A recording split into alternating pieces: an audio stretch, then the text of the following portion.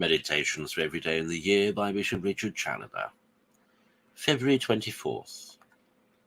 On the Blessed Eucharist as it is a sacrifice of propitiation. Consider first that the sacrifice of the body and blood of Christ is also a sin offering, or a sacrifice of propitiation, for obtaining mercy and pardon for our sins.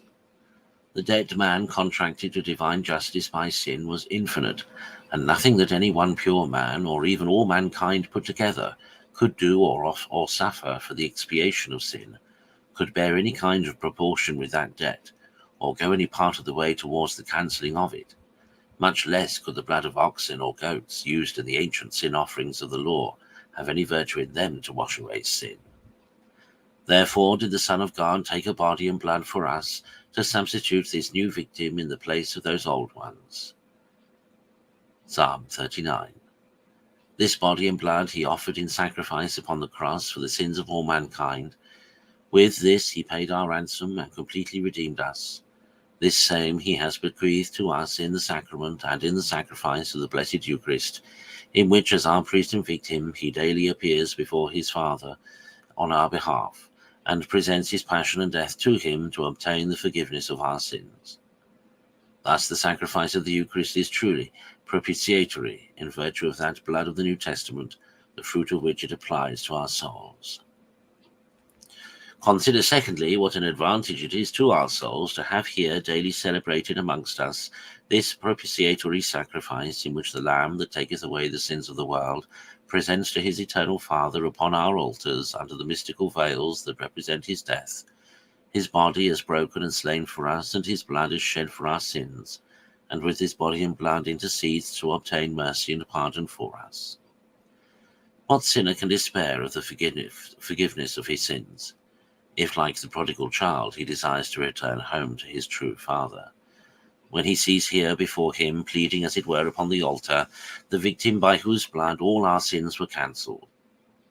When he sees the great high priest of God and man offering a sacrifice for the remission of his sins. Oh, let us go, therefore, with confidence to this throne of grace, that we may obtain mercy and find grace in seasonable aid. Hebrews 4:16. Consider thirdly, my soul, how much occasion thou hast for this sacrifice of propitiation. Alas, how great is the debt thou owest to divine justice for thy numberless sins. Recount to thyself, O sinner, in the presence of thy God, all thy years in the bitterness of thy soul. Isaiah 38:15.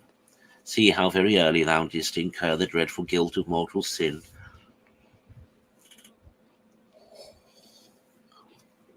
By turning away from God to follow vanity, and thereby breaking through thy baptismal engagements, profaning God's temple within thee, affronting the Spirit of God, and treading underfoot the blood of the Son of God.